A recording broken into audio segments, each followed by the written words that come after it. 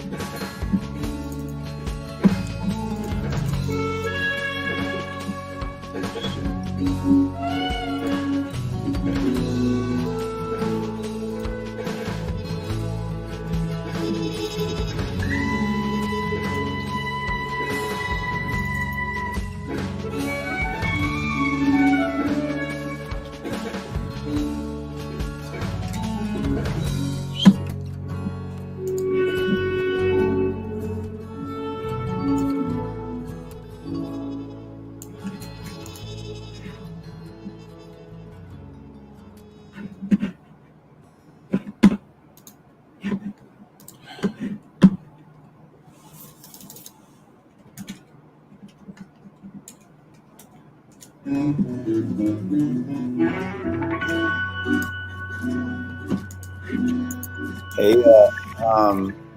there's turn your volume down on your end. I can hear an echo.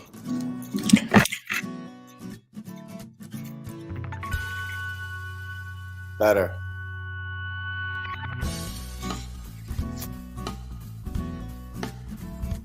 I've been muted, so I don't know if that actually is better or not. So, is it still an issue? What's that? Hello? Yeah.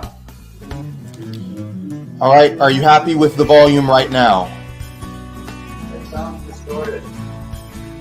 All right, well, I can change my mic and we'll see how that works. I mean, the background, I'm not hearing the echo, so that's good. Yeah, I just changed my microphone. I'm working on it. Okay, So we'll check when we get live. We'll do a check when we get live just to see what. I don't want to check it live. We can't really get a good metric. All right.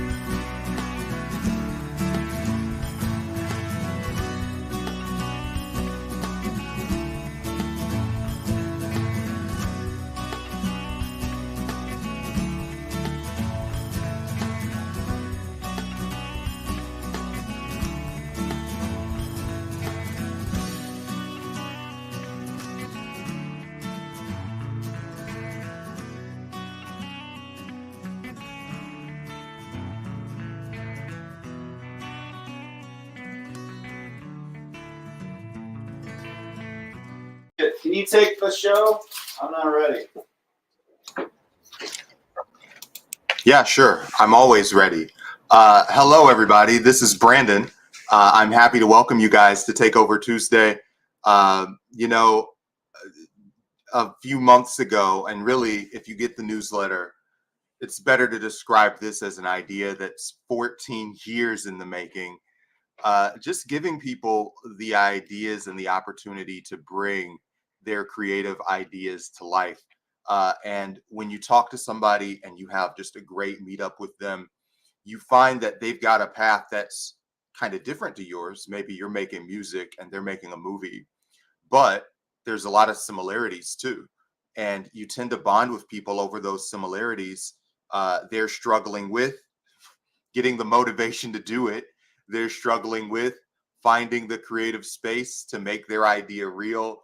They're struggling with, making those connections and building that buzz that, if you can bottle that moment of your show or your presentation or whatever you're good at and just give it to everybody, you'd be fully satisfied. But we know that it doesn't always work that way. So, with all those similarities, uh, even though you feel that when you talk to someone, how do we bring those moments together in a way that we can help each other? Because the old way is we can get together at a party and we can gripe about our creative differences. And then once the party's over, we've got to go back to the realities of the capitalist marketplace, right? And it's back to many hours alone in the lab working on things. And so we thought, what if things were a little different? And by the way, if you're watching us on YouTube, feel free to comment and talk about whatever your journey is, whatever you're working on, whatever you want to plug and promote. And also just tell me if I sound good. My mic was totally blown out last week. Hopefully this is a smooth experience for your ears.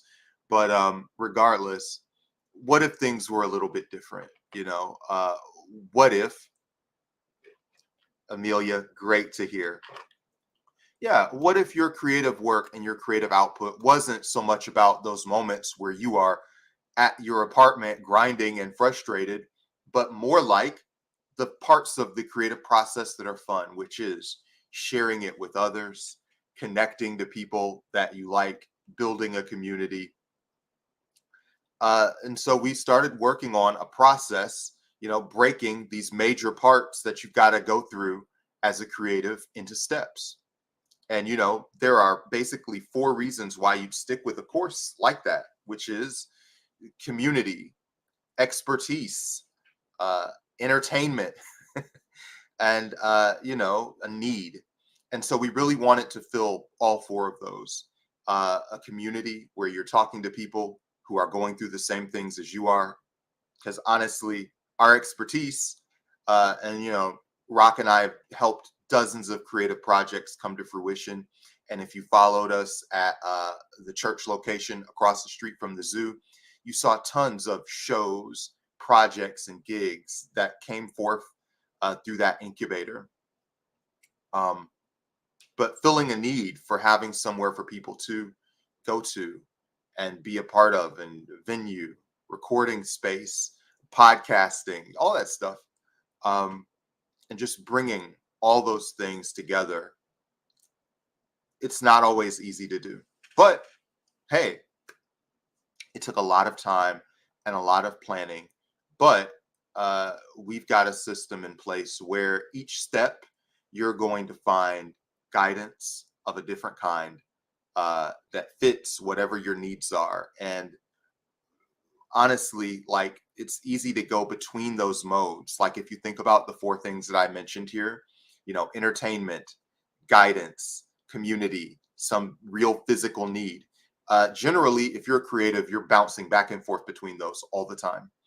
you know, you are dealing with some sort of economic reality that you've got to go through, or you're dealing with some community that you've got to introduce things to, or you're trying to work with somebody who's got expertise. There's some kind of knowledge that you need. So really, it's just a matter of, like, can we make one place where all those needs are continually fulfilled in something like a circle?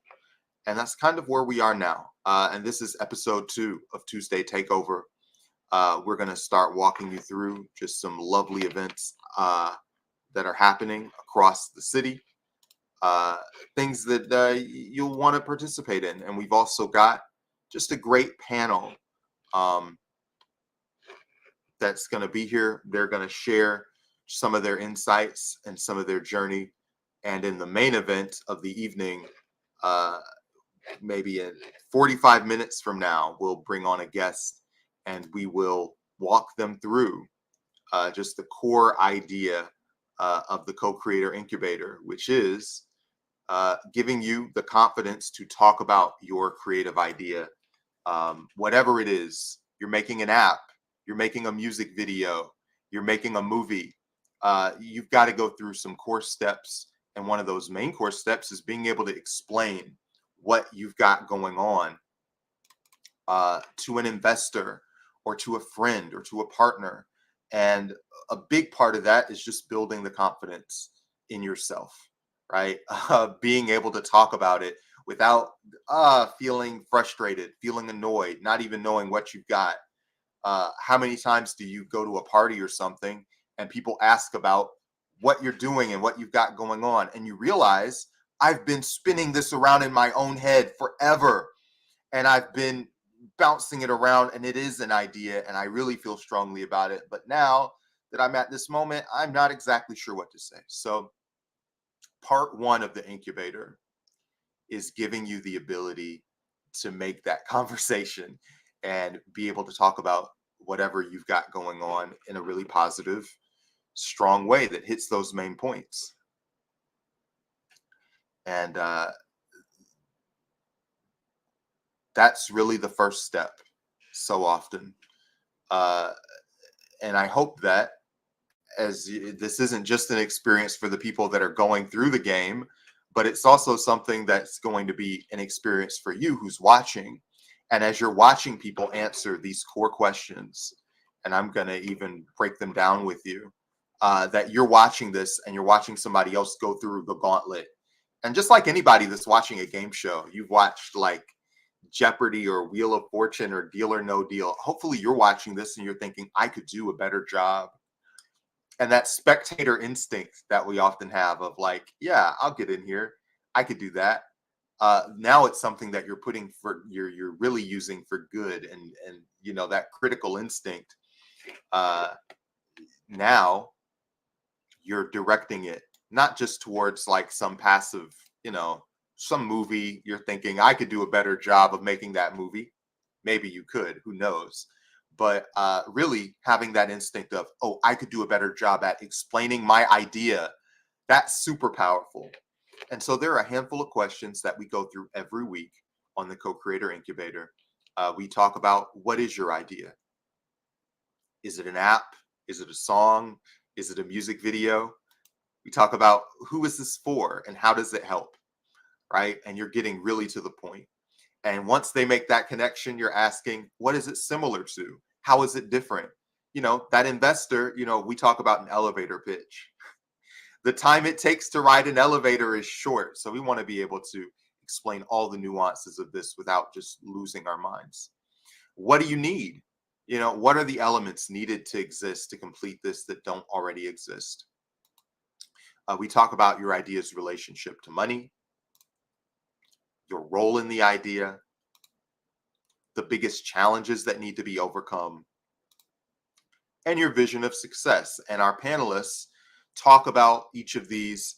And if it seems like your explanation is complete and needs no more, then hey, you've passed with flying colors. And if it does need a little more, then we give you a second chance during the day to take a little bit more of a detailed approach. So almost all there is to know. I want to start talking to you about just some of the events that are happening in town.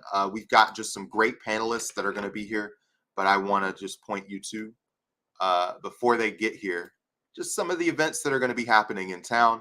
Because look, a big part of this is building your own network. Now that you watch this show and you know how to talk about yourself, where are you going to go talk to? And these are opportunities for you to either have a great artistic experience or to build your own personal network and meet the people that are moving and shaking. So this is at Woodstock Arts Theater. If you live in downtown, you're going to have a little drive.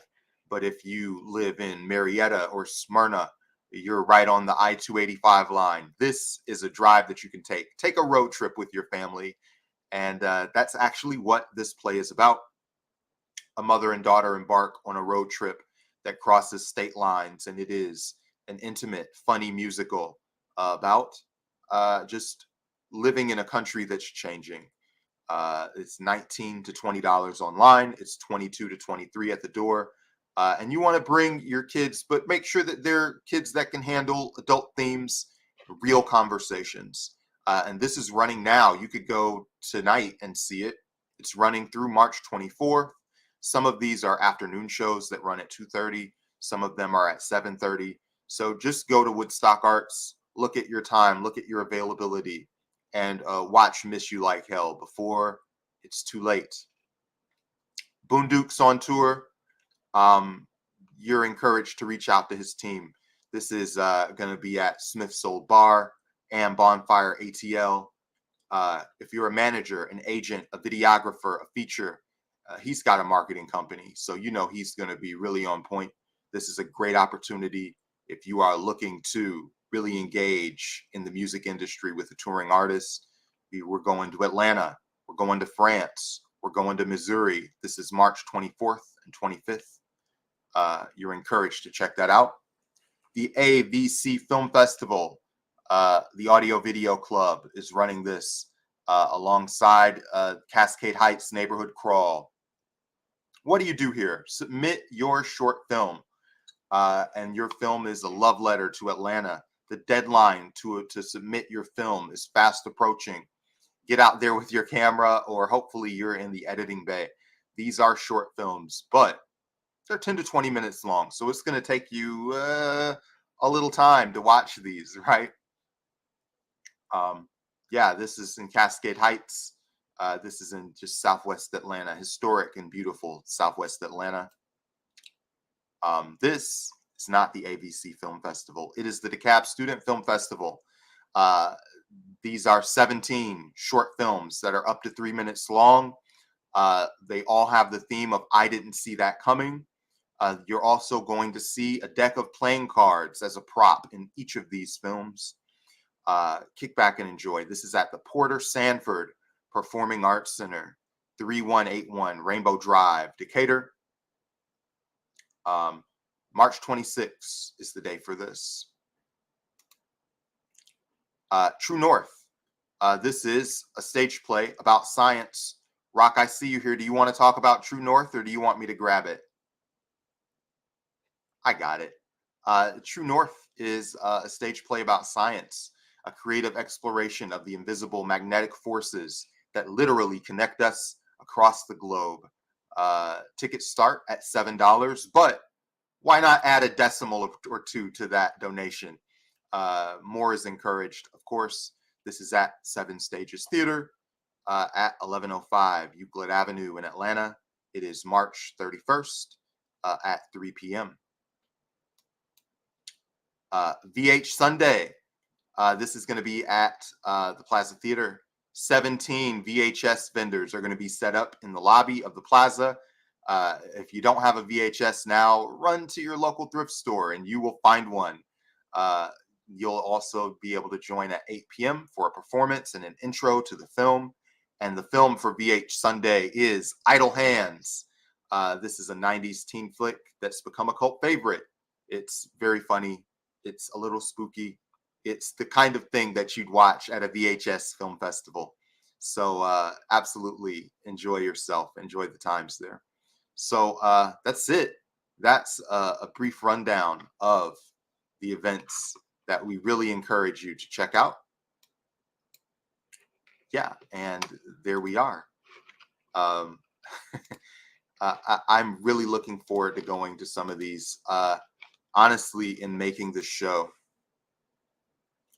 I've just been able to put the local Atlanta scene into my veins like an IV, and we do outreach to basically everybody that's holding a film event in town.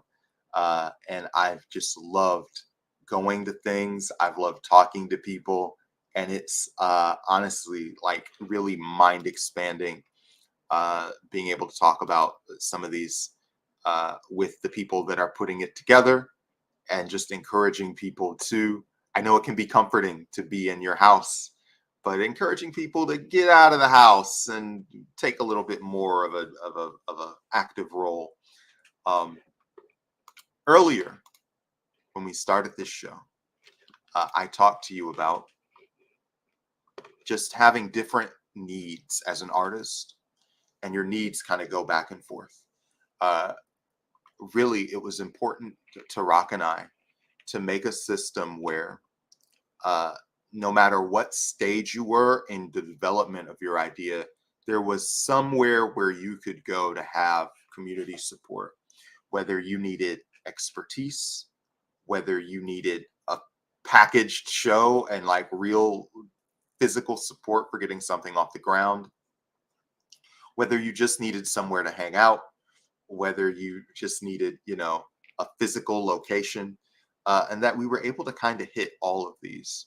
So I want to talk to you a little bit about the programs that are at Mixed Deity. Let's start, and I'm going to be able to show you how to plug into each of these, hopefully. One of those is the Creative Drinking Club.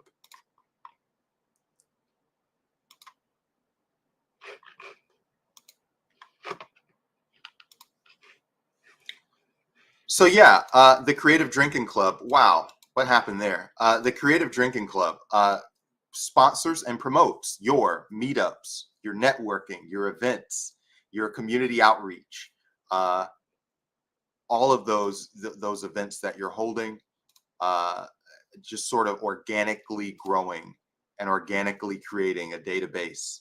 Rocker, how's it going? You ready? Nod your head. By the way, I guess you can. Hi. Ah! I had no way to hear you while you were off screen. I said Gotcha. I can So only there's- book you online. Yeah. So we got episode 2, our tech adventure for episode 2 is that I think that the link that went out to like everyone and everywhere was last week's link. Apparently they cancel and regenerate or something. You're the tech guy on this, so I think that I'm just going to blame it on me for not letting you do your job. Anyway, I'm pretty sure it's my fault. I'm pretty sure I sent out the wrong link to like everybody. And so everybody's like trying to log on to the old live cast from last week. I think this is going to have to just be written into the show, like each weekly clusterfuck. It's sort of part of the nature of developing ideas is how to deal with things when they don't go correct. And I really got to work on this Mad Chemist hairdo. So I need to get the updated link, and my other device is not logged into the admin, and so here we are. Is this link the link that? Well, first of all, I think that it would be a really good idea for you to keep the same link, but for you to have like a forwarding URL. So at a certain point in the week. Well, apparently it changed or something. I don't know. But literally everybody's here at the cafe. They physically showed up to the cafe because like the link was no good, and they're like, we'll just walk down there. Wow. Okay. So I need to get a new invite link, which I can't get from my other. Okay, invite to this one, copy, and now I'm going to go ahead and send this out to all the people that I think have the old shitty link. And you can just keep riffing. You're doing a great job. Yeah, I always put so much pressure on myself. I'm like, I've got to deliver all of this on time, be great, be amazing. And then it's like, you are great. You are amazing. Yeah, sure. Yeah. It just is a good reminder to never take yourself too seriously in any circumstance. One thing I did want to mention is that Talanya is in that production of the Miss You Like Hell. Stage play, our very own Talanya. I saw a note that said Talanya was in it, but I went through the cast and I didn't see Talanya, so I couldn't give a specific shout out. Do we know what her role is in? I think she's posting about it on her Instagram, so just give out her Instagram. I'm really inclined to just give out everybody's Instagram so that everybody can get firsthand information because stuff changes, and by the time we get it posted, Yeah, I don't have Talanya's Instagram. Do you know? I am Talanya. Okay. But I'm not. That's the Instagram. Yeah, I was gonna say. You are? Okay. Okay.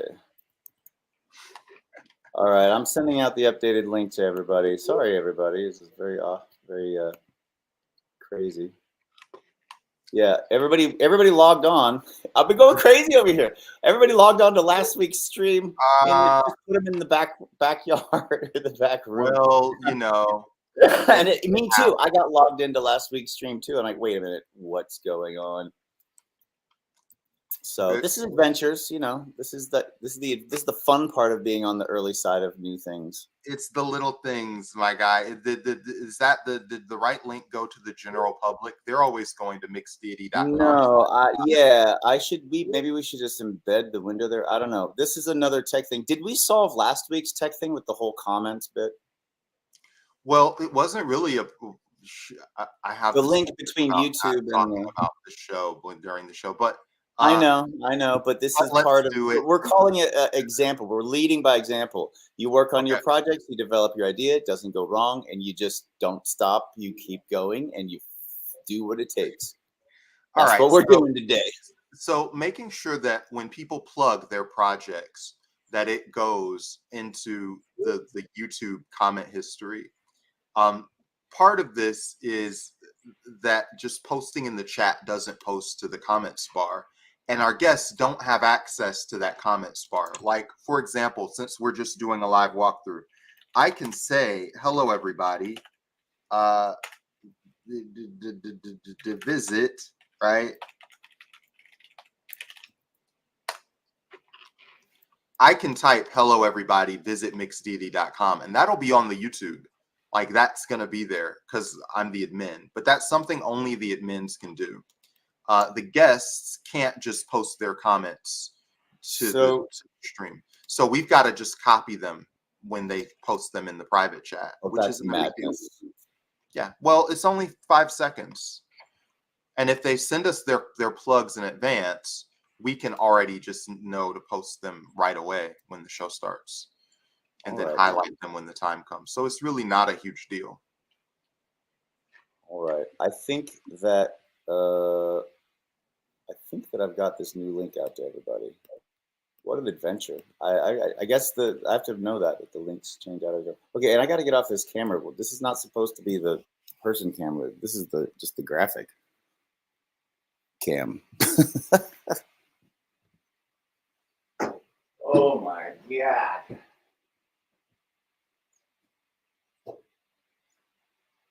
Oh.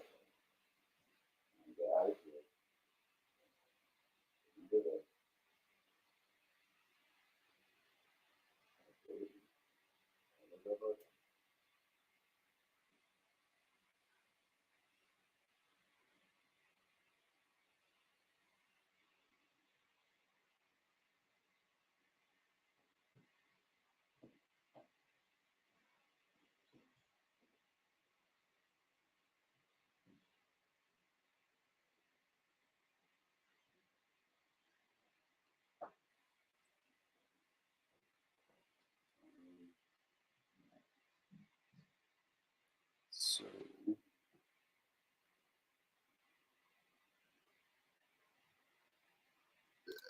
Oh, excuse me. Wow. I gave this very long introduction for Daniel, who's gotten very many accolades. He's done theater and performance spaces in New York, in Boston, and the greater Atlanta area, the Metropolitan Museum of Art, the Park Avenue Armory, the Boston Avenue Opera House. I feel like just giving your intro belies you. There's so much to say. Daniel, hello. How are you? Welcome to the show. Hi there. How you doing? I'm super excited to see you. Tell me about just your journey in Atlanta. How long have you been in town? What brings you to town? What makes you the most excited about being a part of this growing city? I moved to Atlanta 3 years ago now, 4 years ago now. I moved from the heart of Manhattan, and I've been living here ever since. I came to visit about 5 years ago. I went to a theater company called True Colors. They were producing a show, and I was sent to bring that show to Brooklyn. I was serving as the technical director for a company called the Billie Holiday Theater. And when I got here, I kind of fell in love with the scenery. I fell in love with the people, the trees, and just, walking into spaces where people look like me. I didn't really get that where I came from.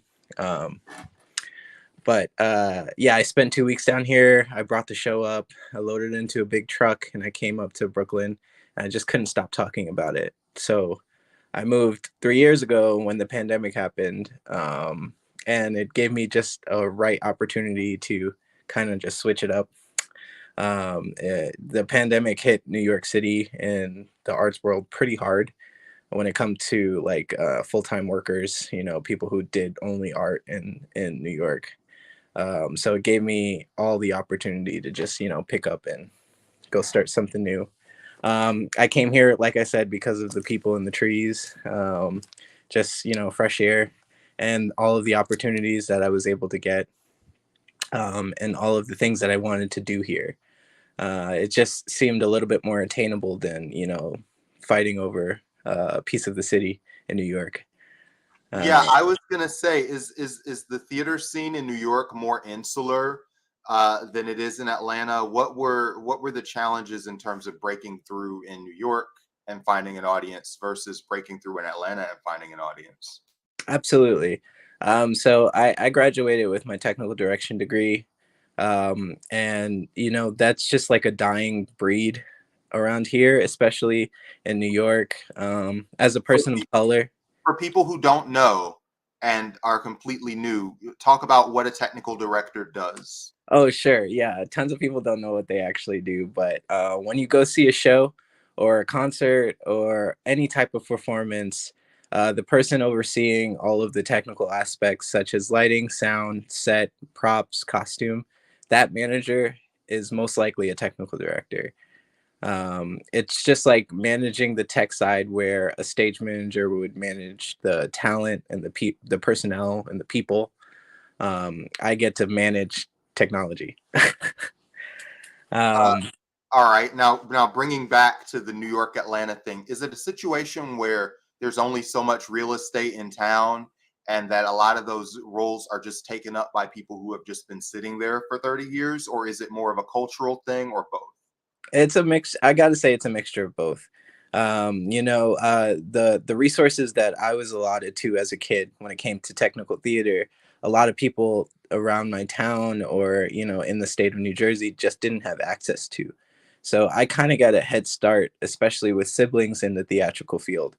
And knowing that there's a position out there that I would feel comfortable with, I went to school and I started to become a civil engineer, which is basically the same thing, but with a lot more money, and it has to be on point, for actual architecture. But this was just kind of like the best directory I could have gone in, that suited my type of lifestyle.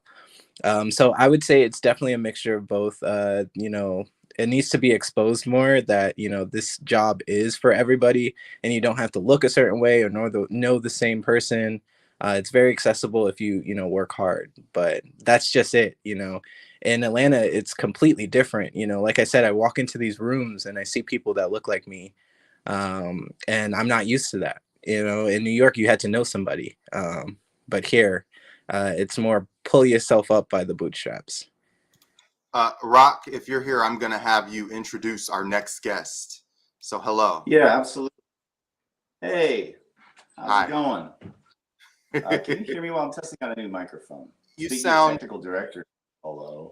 you sound pretty I'm gonna walk decent. over here. Rock. Still sound decent? Yes. Can you hear me? Can you hear me? Yeah. Yes. But like really clearly? Decently. Is it better if I do this? No. Is that better? No. That's It's not better. you sound perfect. Come on, let's go. Sounds like ass is what you're saying. That's fine. You can admit it. We'll figure it out. It's good. We should probably do another one of these beta test streams. It seems like we still got some bugs to clear out. But hey, Daniel, thanks so much for being here. Brandon, thank you so much for holding the fort down while I dealt with my today's daily fiasco. We got it solved. We got it rolled. I'll tell you the big secret. The first hour is all about like the meet and greet and the step and repeat and the razzmatazz and the bada bing, bada boom. But it's also because like there's a good chance something might go wrong in the first hour. So we have a little window before the game show starts to kind of workshop that. So thank you for bearing with me. And the next guest, yeah, I believe you're talking about Dwayne. Are you talking about Dwayne? Yeah, introduce Dwayne. Fantastic. Daniel, we're going to come back to you in a bit because I know that you are working on a project with Mixed Deity and you're already in the pipeline of the incubator, and we're going to revisit you and see what the progress on that has been. Thank you for popping in and introducing yourself to everybody. And stay tuned, and we will be back with the incubator at 3. And right around that time, we're going to hit Daniel again. So we'll see you soon. Okay. I'm ready. Is this thing on? Yes. No. It works? Yes.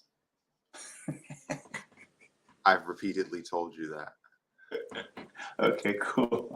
I can't hear shit. So who do we got? Is it Dwayne? Are we bringing Dwayne in? Yeah. Yes. Bring him in. Hi, Dwayne. How you doing, gentlemen? Gentlemen, how you doing this afternoon? Dwayne. Yeah. Welcome. Thank you for having me today, Rock. I appreciate you guys. Dwayne's a special guest today because he's popping in just for the first half. You can't stick around for the second half, right? You said you were busy. Yeah, I have Okay. so because my team is always carrying me, but for some reason the guy who's supposed to be doing this next interview can't, so I have to jump in his place to do it. So yeah, that's what being a boss is, I guess. Dwayne, are you Now, with Let Us Live? Go ahead, Rock. Yeah, I was gonna say, tell us a little bit, since time is limited. Tell us a little bit about your event on the 31st. Absolutely. Well, first before I even jump into that, because I still want to give you guys just my time, and I want to make sure that I use it wisely. Thank you guys so much for just allowing me the opportunity to utilize this amazing platform the way that you guys have always been doing, Rock, to give us the opportunity to share information. Originally, I am from Alabama, Montgomery, Alabama. My name is Dwayne Stovall. I am the CEO and founder for Let Us Live magazine. We are a quarterly magazine, and we originally started out in Florida, although I am from Alabama, but I didn't have the resources to start there. So what I did was I took the opportunity while in college to start the publication itself, to talk a little bit about just lifestyle and entertainment and things of the sort that people get into on a daily basis. I took the opportunity to expand and build on that, took it a little bit further in Florida, had my very first event there. We've been in business for about 10 years now. Transitioned out of Florida and came here to Atlanta, where I had the opportunity of meeting Fire Nation and a lot of other great individuals who, in turn, introduced me to rock. And then, of course, that's when I learned a little bit more about Mixed Deity and all of those great things that you guys have been doing for the community, which is something that I love to kind of, be a part of in a sense. And so from that point, I've been able to come out to spaces and definitely show support and love, as well as trying to do the same thing here, which is what we're doing on the 31st of March, which will be to show and honor and feature our friend Rock, Fire Nation crew, who has done a lot of great things in business with, all of the things that you guys have going on over there, as well as with LUL Magazine. And so we felt like it's a little bit of time for the community to kind of give back to them as well. And so we're going to be having a magazine release event on Easter. I did say Easter, but it'll be a little bit in the afternoon around about 3 o'clock, where we'll be opening up doors for people to come and have a great time with us. We'll be having a little bit of performances, some food, a great vibe, great DJs, and just great people to connect with and work with. And we're hoping to get more people to come out and show some love. Well, I think this is great. I tried to get to the last 2 of your magazine edition releases, and I could not make it. So I'm literally blocking this on my schedule, and everything is making the space for it. But while I was getting prepped for this week live cast, I was scrolling. I scroll through and see what else is going on in the community, make sure to give people shout outs best I can. And I came across about 3 or 4 events, and then suddenly realized they were actually all your events. It's like I was checking out Fire Nation. I'm like, when's their thing coming on? Oh, the 31st. And then I was like, wait, that's at the LUL magazine party. And then I went to a lady, Stephanie, and I was checking out her thing. And then she's like, oh, wait, that's on the 31st, also at the. And I've seen a couple other things. So I know you've got, this is kind of like a big crossover event. I think more Yes. than your previous releases have been. Am I right? Well, what we do is we collaborate with a lot of individuals, and that's probably why when people come, they see familiar faces. So, for an example, I know Sick Flow. I saw you guys had just did something with Sick Flow in this Yeah, space. yeah, yeah. I That's really, the yeah. thing. But obviously, I do my research, just making sure that am able to shout out people like that who I've worked with. Of course, in the past, we've honored him and given him a cover of the magazine as well. So, and he's also emceed, and he's done such an amazing job with a lot of our events. And so when you see those things, it is almost like a crossover type of spectrum, because we don't only just go after people that are known and famous and all that extra stuff.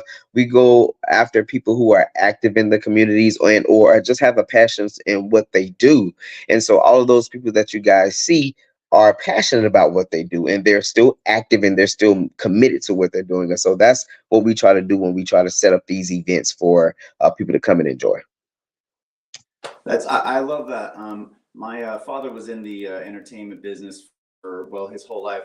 And Okay. as a musician, he'd always say that as a new musician, you want to hang out with the like seasoned players, and he would always call it the rub. By just being around people who have been successful or have spent more time than you in the craft or the artistic discipline that you're passionate about, just by being around, not even officially mentors, but just getting that sort of passive by osmosis mentorship, just listening to Yeah. how they talk, how they move, and what they prioritize, and pick their brain a Yeah. little bit, or even watch them perform. Like crossing that over rather than isolating. A lot of workshops will say, okay, here's all the new people, we'll put them all together. It's like, but how are they going to learn Right. from each other?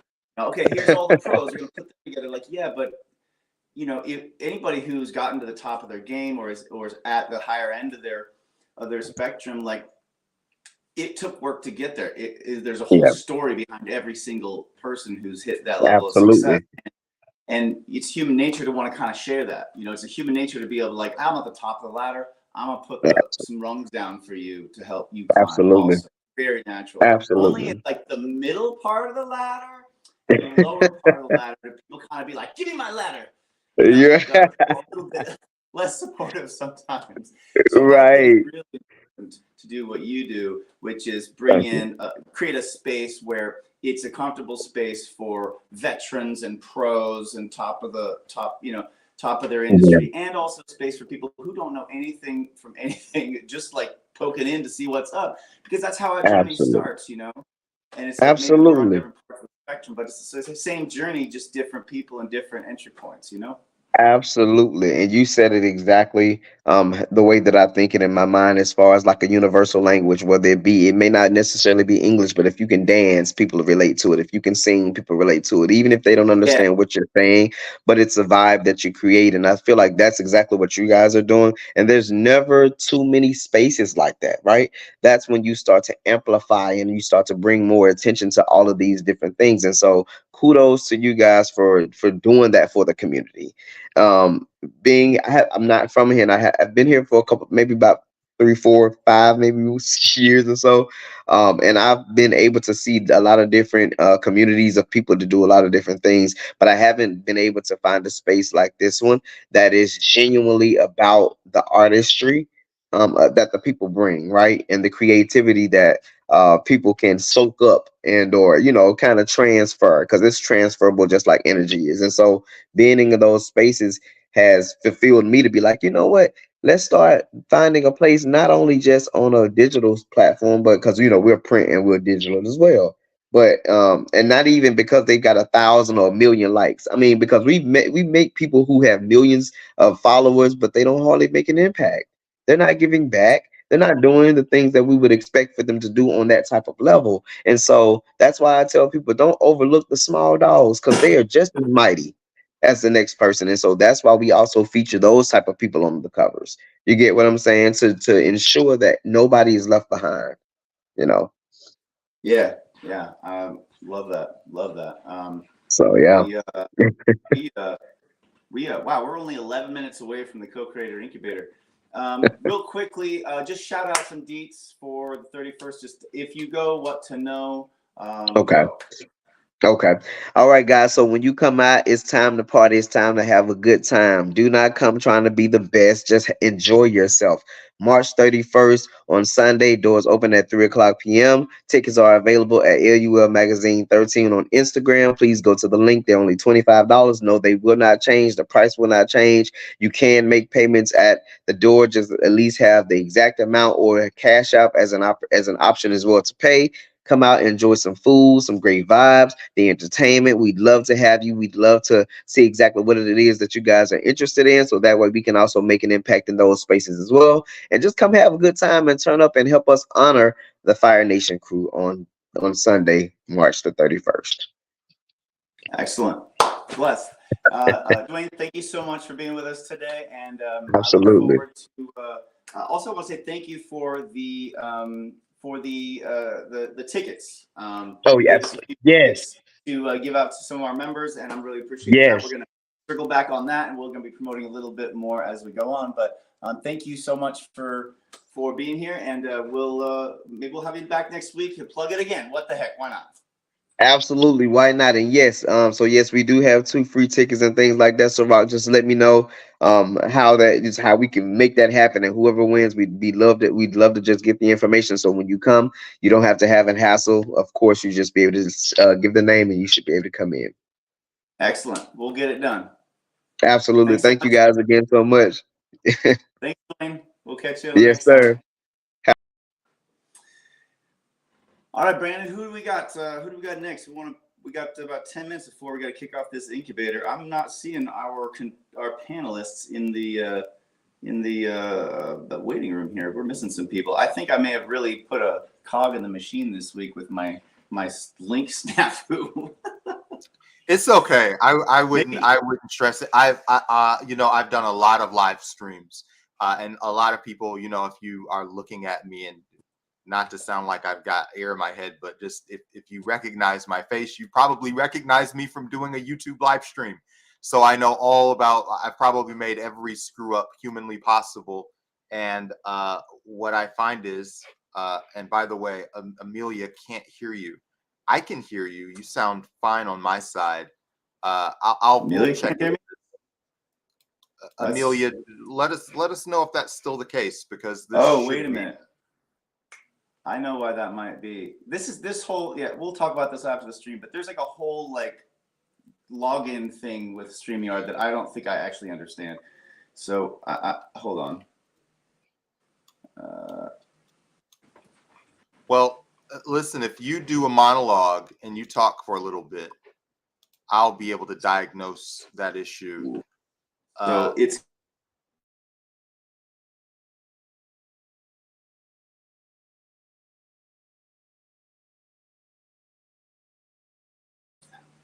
all right. Can you hear me now?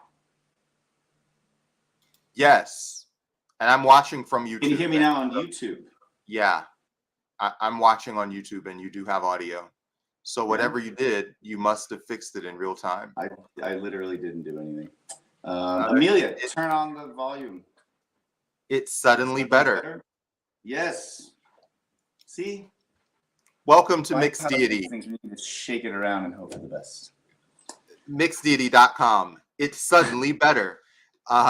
This is for a minute. Who knows? Who knows? It was so great to talk to Dwayne, even if for a few minutes.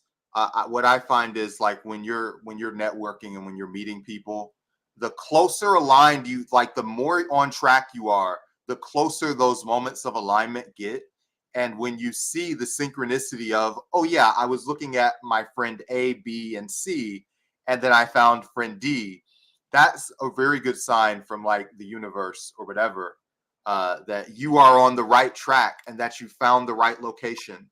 So it's my hope that people who are watching this, they go, yeah, I love Fire Nation. Yeah, I love LUL. Now you're going to start looking up their back issues and getting, and one thing that Dwayne kind of left out is you're getting deep dives, as Kuma mentioned last week, into the history of Fire Nation and how they built and their plans for the future. And if you haven't been to a Fire Nation cipher, you might not have gotten all of those in-depth details. But now you're going to be able to kind of see them and get them in a really deep format that you can read through for posterity. I'm really looking forward to that. I'm going to be there this Easter. And if you're watching this, hopefully you will be too. Well, fantastic. So you already went over the events for this week. I want to do a little bit of house cleaning, and then we're going to go ahead and get ready for the co-creator incubator.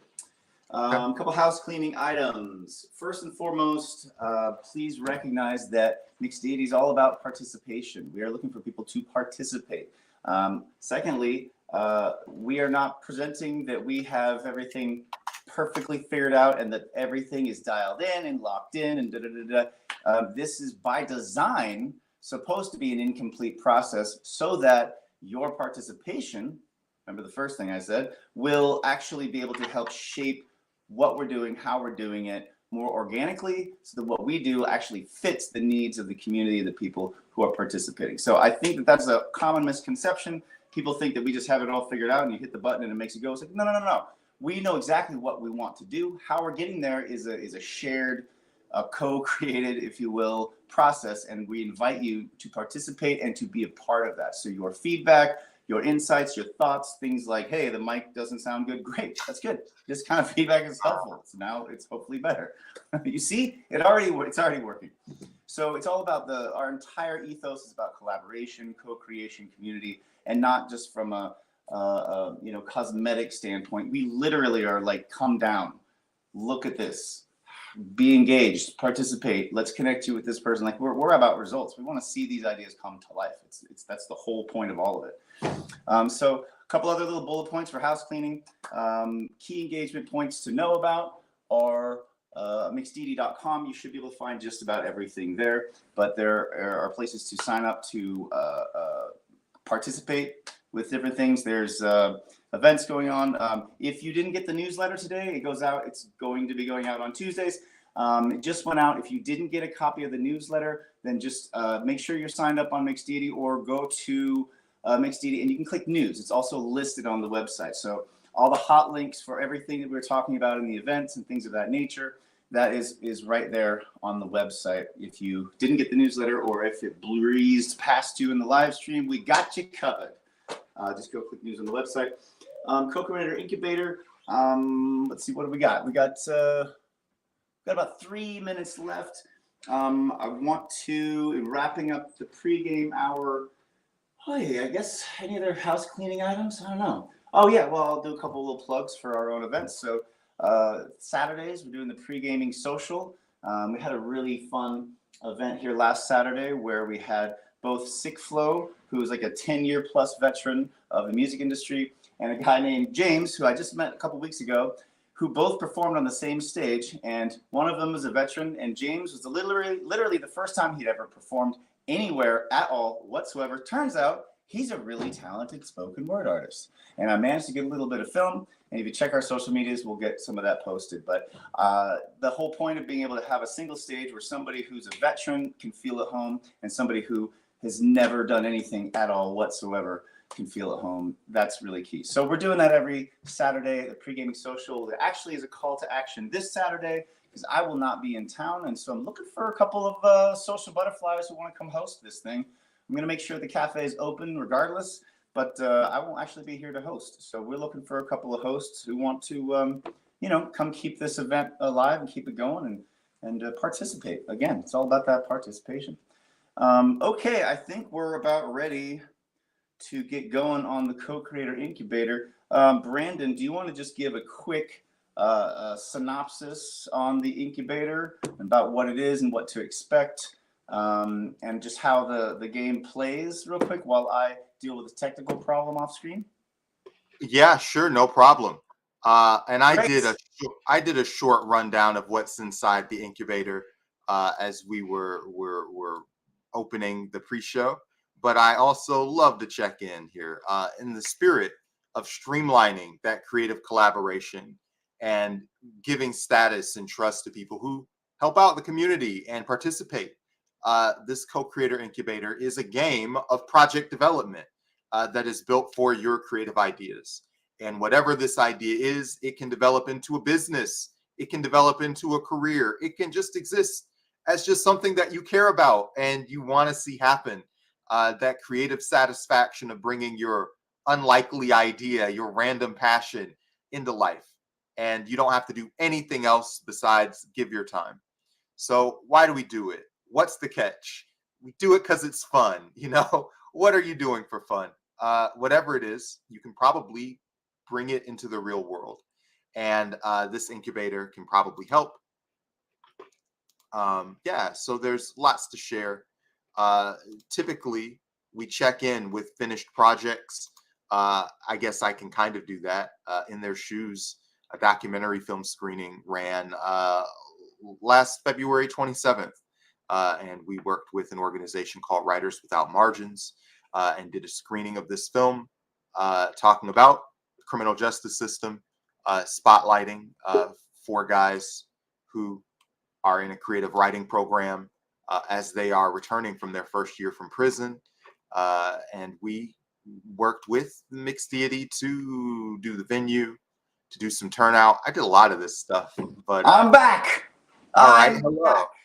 We were talking just about previous finished projects. Do you have a favorite finished project that you like before we dig into? We do have some things.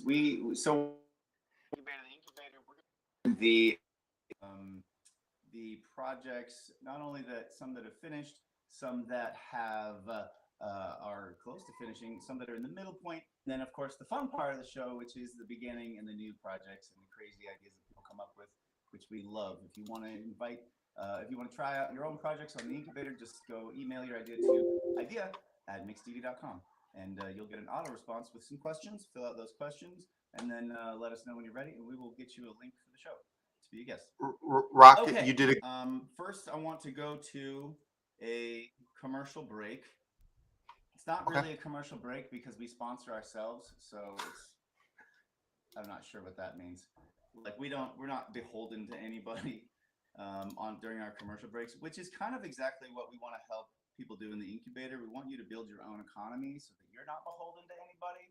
Your passion becomes your income. Your income is your passion. Somebody wants to have you do this, that, or the other thing. You can decide whether you want to do it or not because it's your own, your own entity. But I actually like to play this commercial because that's just as you're playing that ad, adjust your microphone. We can still hear you, but you're a little dimmer. So okay, how about now? Now you sound perfect. Okay, cool. Less tech seems to work better sometimes. All right, so we're going to come right back after this 60-second message by us, and we're going to kick off the incubator, all right? I bet your live stream's a lot like this live stream, right? Kind of looks terrible. Kind of sounds terrible. It can be better. Watch this. First thing that would be nice is if we had a little more room, right? Like instead of boxed in by these little cell phone cameras, we could just stretch. Yeah, that's nice. That's a lot better. And what if I could actually hear you? Wouldn't that be nice? Crystal clear, beautiful sound. And what about having a fresh slate to start with? A blank slate, Or what about some nice lighting, perhaps? A little light would be good. Yeah, that's better.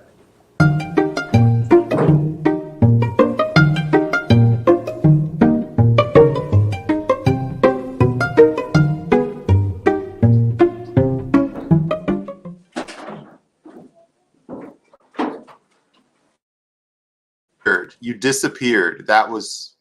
I disappeared, as I do. We're going to call today's episode Tenacity because it's been a long time since I've had this many things go like completely ass balls wrong without even having that many things going on. So this one was dying and then this one died and whatever.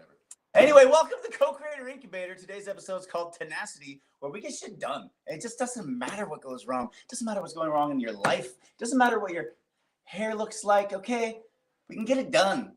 We're going to get it done, and we're going to do it together. What we learned after multiple years of study was that resources are not what you need to chase. What you need to chase is the people who have resources, okay? And they need to like you and be interested in your project and want to know what it is, want to know more about it, and you need to be able to explain it very well so that you can communicate that. And you also need to be able to meet them. So we do all those things. We have events where you can meet people. We are going to workshop you today on your new idea so that we can make sure that you can polish up that explanation of what it is so that people will be like, oh, I get it, instead of, wow, great, buddy, sounds cool, we'll see you later. You know what I mean? Like, you don't want that response. And by the way, not all the ideas are things that need to be companies.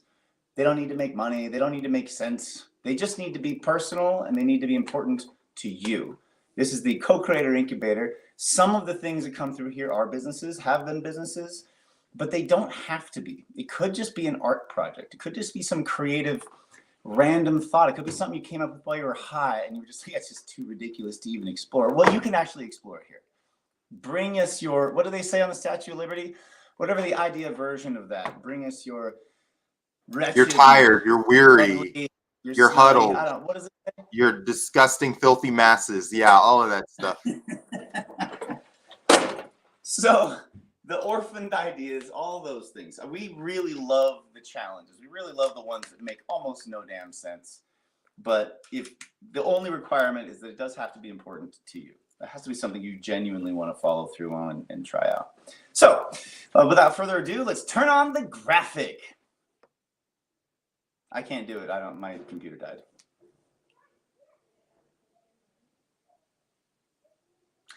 The graphic.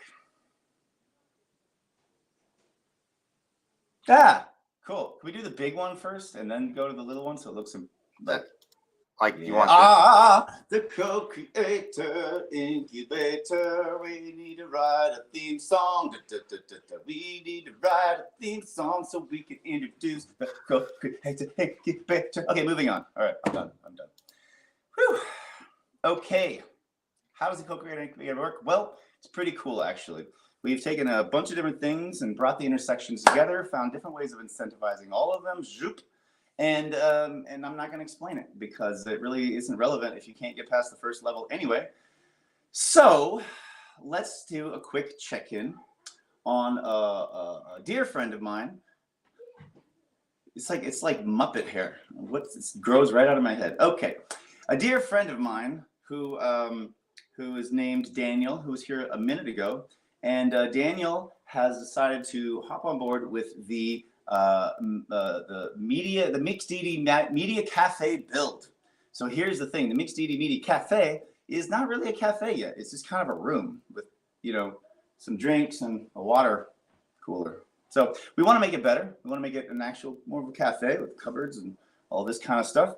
And it turns out after the project was orphaned for a while in the incubator. Now this can happen once a project goes into the incubator. Sometimes a little thing called life happens and things get stalled. Well, the way the game is designed is that everything just pauses automatically and it just lives there indefinitely until it gets restarted. Now it can be restarted by the originator of the idea. Like I'm come back, I dealt with whatever I needed to deal with. I'm back and let's kick this thing off again. Or if an idea has been orphaned, in other words, the originator doesn't want to do it anymore, if they moved on, or it's just not feasible for them. The idea itself can just live on the idea board on Mixed Deity, and another person who likes it can adopt it and pick it up and start carrying it from that point on in the incubator. So the idea, even if there is no fail really, and there is no compete. In the incubator, you're not competing against anybody else at all, and there's really no fail. It's just you either complete or it's still in the incubator. It's just pretty much how it goes. So some ideas may live a certain amount of life, get a certain amount of development, and then stall out. And it might be the natural time to hand it off to the next person. The needs of the skills and the drive and life and all the little moving parts that happen sometimes aren't enough to get you from the beginning all the way to the end. Sometimes your part of the story is just a segment along the way. And so that's the incubator is naturally designed that way. So this is an orphaned project that I actually started, and then I got overwhelmed and I had to not abandon it, but I had to pause it. So I let the project just float.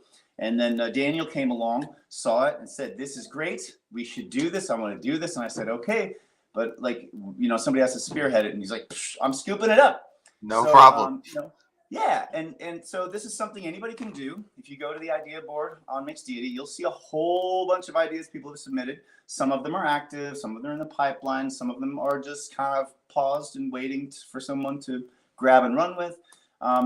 We always suggest that people check it out in case an idea they want to submit is actually extremely similar to something already in there. You might have already had some of the work done for you without knowing it. Definitely, make that a place to frequent. So.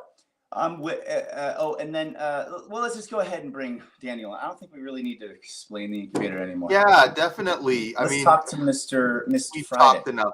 Daniel, how are you? Pretty good. How are you guys doing? How's it going? Oh, just another day. Where are you, Daniel? I'm in my control booth in the theater. It's got some. Oh, hey, yeah, look at that theater. That should have been the camera angle you used. We're watching something in live development. That looks sick. Yeah, we're actually we just closed Natasha, Pierre, and the Great Comet of 1812. We brought it back for its second run, and now we're done with it. I heard that was fabulously successful. Can you show us the stage and talk about Natasha, Pierre, and the Great Comet? Sure. I guess this is a good angle. So if you guys can see, it's very messy right now because we're redoing the grid. Could you turn sideways? Like this? Yeah, I think it's better. That's perfect. Wow. Great. So if you can see it through the mess, there is a central bar where the actors, played drunk, served alcohol, and danced all over the place. And if you can see farther up, there's a second floor with extra seating. The audience was pretty much everywhere. It was in the round, and the actors kind of weaved in and out and all over the place and danced and sung. And the fun part about this one is it's very musician heavy. So we had everything from guitars to xylophones to accordions, and it was pretty damn good. Pretty fun. People loved it so much it came back for a second run. But if nobody knows where we are, we're at Horizon Theater in Little Five Points, and here I serve as the Associate Technical Director. All right, Daniel, flip that. We love the stage, but let's get back to seeing your wonderful face.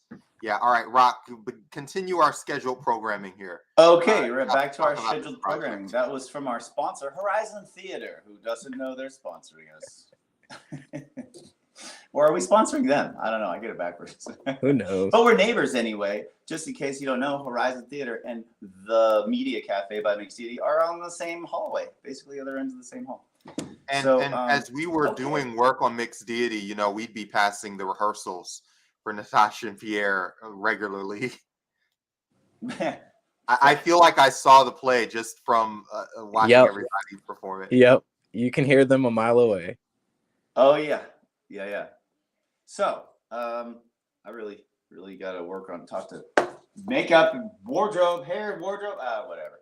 So Daniel, let's get. We're in the third phase of this. This project is in phase 3. Incubator, as you know, has 3 phases: discovery, where you discover everything that there is to discover about an idea; development, where everything is planned and figured out, and people are attached, and things are all planned; and then delivery, where we are delivering the actual thing that we're doing. Now, I believe that this project is in the second phase, which is development. A bunch of things have already been figured out. The location has been figured out. The bit of a basic design, which we don't have a copy of right now to pull up, has been figured out. But I think when I introduced it to the incubator, it got stalled out because I just didn't have the bandwidth. I also don't have any of the tools or the skills or anything else.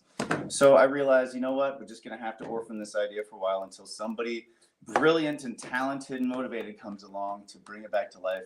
And then you came by one day and I said, yo, and the rest is history.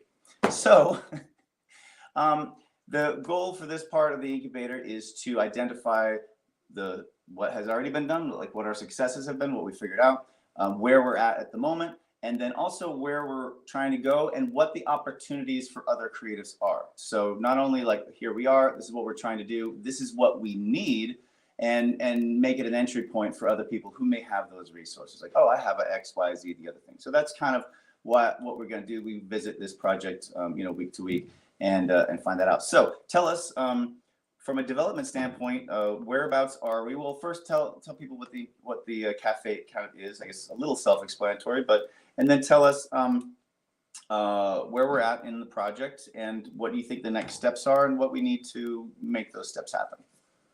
Great. Well, from what I've realized is that the cafe itself has really, really good bones. Really good bones. And the design that you've devised, which I think is a great one, just needs a little tweak here and there when it comes to actual measurements and making it real life and not made for like really short people. And besides all of that, the process really depends on, accurate measurements, materials, and then, workforce. So I'm one guy, but I can do so much. I could possibly take on this whole project and do it all myself, but that's no fun. It also defeats the purpose of the incubator. It is the co-creator incubator. If we're not getting at least two people to collaborate with each other, then we have definitively failed by design. Absolutely. So what are some of the? It sounds like you know how all this can work, but the things that only you can do versus the things that would actually make your job easier. Walk us through some of those. Now, when it comes to what I would offer, I would definitely take real life measurements, take that, that drawing that we made and make it, real life, pop it into a computer program, look at it, change some stuff, see what works, problem solve. And then, of course, implementation, where it comes to most of my job is building. Cabinet building, desk building, counter building. There was even talks of a second level for storage and livable space, and all of that is attainable. We just have to sit down and see if everything works. What I would definitely need is, an extra set of hands, maybe a person with design, interior designing. I'm not very artsy. I am, but when it comes to, making something look presentable, I can get it in there and make it work and functional. But I would leave it wood, no paint. But that's not acceptable for everybody. Gotcha. So I'm like a set dresser or something. Exactly. Somebody with that eye to make it pop, to attract people in, that would probably be very useful. Other than that, I am always a big advocate of teaching and mentoring. And if you're willing to learn these skills, I'm willing to teach you how to do it. So any skill level would be welcome. If you can hold something, if you can measure something accurately, I can use you. I work with a lot of people from different backgrounds, and when they're done with me, or if I'm done with them, I feel confident in their skills as carpenters. So not looking for anything specific, but if you have an interest in design or making stuff look nice, that's a big plus. What about so far? What I'm hearing is that there is actually a call to artists for mentorship for building. That's an offer on the table. And I'm also hearing a call for a set deck or interior designer or set designer or aesthetic or dresser, somebody to give a visual aesthetic to absolutely. So and also to help the functionality. And I know me and you share this, but if it's a counter, it's got to be something else. It's got to function as a multifunctional thing. And I share a love for that, and I know mixed media does as well. And I want to keep it true to where we're going to be. If we're going to be in a cafe that doubles as a TV set, I want to have those furniture pieces or storage units have more functionality than just what they are. Right. Agreed. 1,000%. Okay. Well, anything else that we need to, any other offers or insights about this project? How would you like to be contacted? People are interested in getting on board. How to reach out to you? My email is okay too. Okay. And so is my Instagram. My email is danielfriday71@gmail.com. And my Instagram is FRI_DAY. My whole name is Daniel Friday, and that's my Instagram tag. Okay, fantastic. We're going to put that information on the project idea in the idea board in the incubator on mixdeity.com, and hopefully we'll get you some helpful hands and some visual artists to come connect with you about this. Amazing. Yeah, and a big plus here is, like Rock said, my workplace is down the hall, and I bill full sets in this theater, so I can use the tools, and you just got to bring yourself and be willing to learn and help out. All right, you heard the man there. You heard the man. Thank you so much for joining us, Daniel. I hope we can see you next week for an update or soon. And when we get off the live cast, I'm going to come down the hall and give you one right across the cheek. Yeah. Amazing. Thank you guys so much. It was a pleasure. Okay. All right, Daniel. Okay, so that was Daniel Friday, who's working on the Mixed Deity Media Cafe, actual cafe. For those of you who don't know, and I think we skimmed across it, the Media Cafe is essentially exactly what it sounds like. It's a cafe where you can do cafe things and also shoot media. So it's like a film studio for selfies and creators that they can actually just hang out in and eat food and stuff. Okay, and he's in the second level. We don't have anything in the third level, and we don't have time to go visit any of our past successes. So we're going to go straight to the core game, going to level 1, the discovery level. And the way this works is pretty straightforward. The first thing you have to be able to do before your idea can do anything is explain it. So we have 8 questions. Your fingers are accurate. Yeah. Thank you. You can still count. Congratulations. That force the answers that we need in order to find out what we need to know about this project. The questions that would need to be answered in order for someone else to think, yeah, I want to get involved in that, right? So that's what you need. You need people to be able to want to get involved in your project, whether it's money or time or resources or whatever. Doesn't really matter. But before they can do that, they need to know what it is. So that's level 1, co-creator incubator. And I believe gameplay is going to start right now. Who do we have for contestants this week, Mr. Buchanan? Well, Josh Kerbos here. Josh. Yeah. Okay, we had Josh last week, and he actually already passed the first level. I didn't realize he was in the queue. So wait a minute. No, Josh is a panelist. He's a panelist this week. Well, if Josh is a panelist, I'm in that case, I'm not. We didn't introduce the panelists. I knew we forgot something. Yeah, is X here? Who would you like me to introduce? Josh is here. My whole computer is down. I have no access to backstage. I do not know what's going on at all. I'm just riffing it. Well, Josh is here, and Josh is a panelist. Josh, let's bring Josh on so we get a little change of scenery. Update. Josh. Yeah, that's. I mean, I'm good looking, but good. What I was doing. It's just too Josh, it's been just so great seeing Rock play with his hair, but that doesn't have to be all that we do here. Josh, how y'all doing? Can y'all hear me? Yeah, you sound pretty good. You may want to turn your gain down maybe 10%. You're a little boomy. Turn it down. Okay. Okay. You're close enough. How's that? Better? Yeah, you sound really good now. Yeah. Okay. Don't like any. Let me know. All right. But yeah, Josh, you were the guest for last week.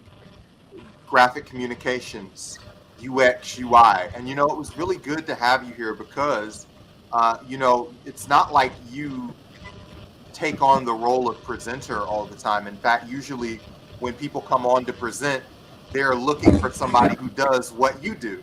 So it was good to have you in a position where, one of the things about this show is we want to be able to give people the ability to communicate that I mean, idea. a lot of background noise here. Hey, Josh, you got like some signal interference or something? I think it's coming from your channel. That's better though. It's better because I muted Josh for a minute. Oh, okay. Yeah, But, try it without the doodads. I don't know. Yeah, and I'll continue for about 30 to 45 seconds. It was really good to have Josh here because just the whole conceit, the whole concept of the game is like we really want to have it where even if you aren't somebody that's the ideas guy and you have a different role or you're not used to being in the role of the ideas guy, no matter who you are, if you're a part of a project, there will be a time when somebody will ask you to explain the idea.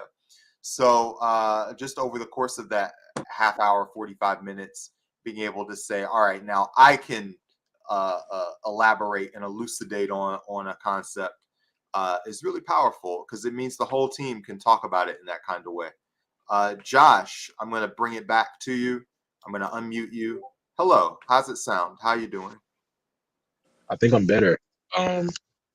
Yeah, I Yeah. definitely Much better. agree with that sentiment. It's like Yeah. being able to like clearly like communicate you know what your ideas are and what your perspective is it's inherently very valuable. So yeah, it was I found it very productive, and it kind of it invites me, or I feel invited to like do it again and try it with things that are different from UX and uh you know design in general.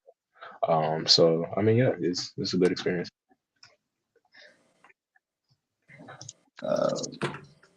I don't Oh, hear sorry. you, Brandon. Yeah, sorry about that. Yeah, I was gonna say before my mic rudely interrupted me that if you go to some consultant, there are entire consulting businesses that will walk you through that hour and charge you $300 at the end of the hour, like you're going to see a Oh yeah. therapist, and you're Oh yeah. also getting the perspective of a single person.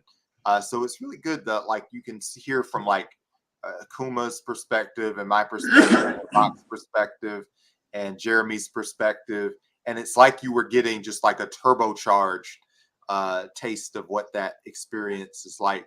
So yeah, it was really cool.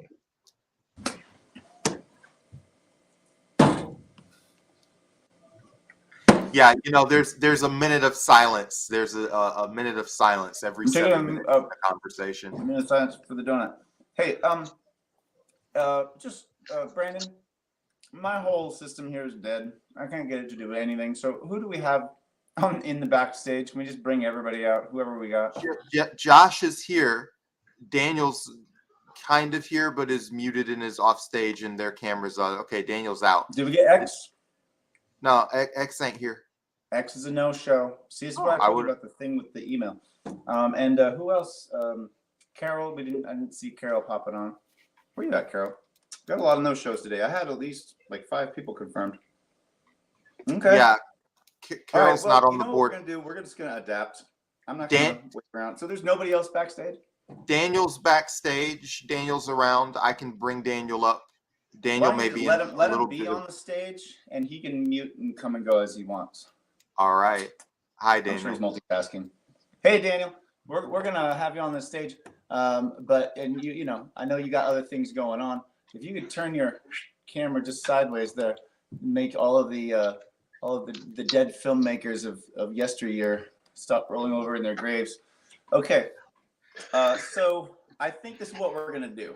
Since half of our panelists didn't show up, and all of our idea submissions didn't show up, I think I'm gonna go ahead and put myself in the hot seat today, and we're going to retroactively enter the co-creator incubator into the co-creator incubator, and let's see how I do. Nice. You guys are going to be panelists. I want you to grill me, and let's see if I can actually do this, because I realized that the first project to put through the new incubator really should be the incubator itself, right? Why not? I mean, it's clearly a work in progress. it clearly needs some co-creating support. So let's do it. Let's do it. I'm gonna let All right. Brandon be the host. I'm the new guy. I'll walk off stage and you can introduce me. Rock Solomon, he has incredible hair and Really does. very humorous personality, clearly an acting background. Is there anything else important that I should say? Yeah, about close you? enough. Whatever. Read my whole CV. It'll take all day. Yeah. Thank you so much for having me on the show today. You're These welcome. It headphones was a are close pretty call, problematic. but we decided to squeeze you in. Thanks. You're Thanks, welcome. Brandon. You always make space for me. I always feel welcome here at my own place. It feels good. Appreciate you. Yeah. So what am I supposed to do here? I don't know what's going on. So Well, what do I'm I gonna- do? How do I get I got this idea for co-creator incubator where we get a bunch of people together and they like collaborate on ideas and stuff. That's my idea. I'm going to ask you the questions in a certain order. You try to give succinct answers that are, more than a minute. I might bing a buzzer here. And then as you do them, hopefully your answers are just clear and understandable. They don't need to be genius or anything. And then the panelists, we will all say whether we understand your idea and whether it makes sense. And if any of us have questions, we will save them for the end of the show. And then you'll have just the second opportunity to answer. So with that kind of in a nutshell, I'm going to ask you again the opening question here. Tell us about your idea. My idea is that if we got a bunch of creative people together and organized it in a particular way, that it would make it easier for them to help each other, and that there's so many people that would need that I think it could help a lot of people. Everybody, did the audio come through for you guys? Did you have any issues, questions about the question? Daniel's saying it was a little bit, your audio. I think my audio, I think it was my fault though. It just went out as soon as he started talking. Okay, I can say it again. So could you I don't repeat? mind. Yeah, one more time. Thank you. I got a free round there. Cool. A little free practice round.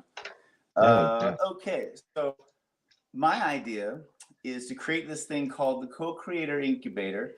And what it would do is it would be a platform that would allow creatives and people of all types to share resources and connect and communicate and collaborate and incentivize them help each other, so that way we don't always have to chase the almighty dollar in order to get the support we need to bring our projects to life.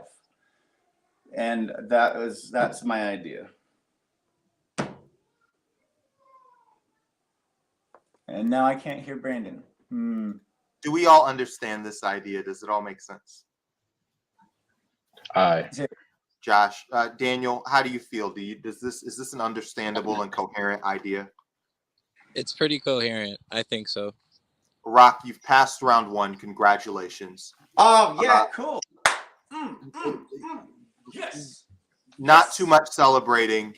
You've got 8 rounds, so I don't want you to burn yourself out physically or pull any muscles. Too late. Next, Burned out for years. Your next question is, who is this project for, and how does it help them? Who is it for, and how does it help them? Yeah, who's the target audience for this? It's for anybody who wants to manifest their imagination into reality, who believes that their ideas could be of benefit to someone, for at least more than just themselves. If the idea only benefits themselves, it's not for them. They should just go the investment route or something. It's for people who don't believe that they could ever bring their idea to fruition because they don't know how, they don't know how to get started. They don't know any of the steps. They've never done it. They don't know anybody who's done it. It's for those people as well. It's a bit of yeah. And that's my answer. That seems pretty coherent to me. Josh, Daniel, and in fact, I'll do you one at a time. Josh, does this seem coherent? Yeah, that's pretty coherent. Daniel, is this a coherent idea? Yeah, it sure is. For the record, Rock. I've never had so many people call me coherent at the same time. It's a little unnerving, but thank you. It's, Coherent. yeah, that means you're breaking new barriers. This is exactly what you want to hear. See, it's already working. Yeah, So exactly. I got the first 2 rounds. I passed the first 2 rounds. That's correct. Let's go right into round 3. What is your idea similar to? Are there any similarities out there in the industry, and how is it different? Okay. Ooh, I like this question. Glad I wrote it.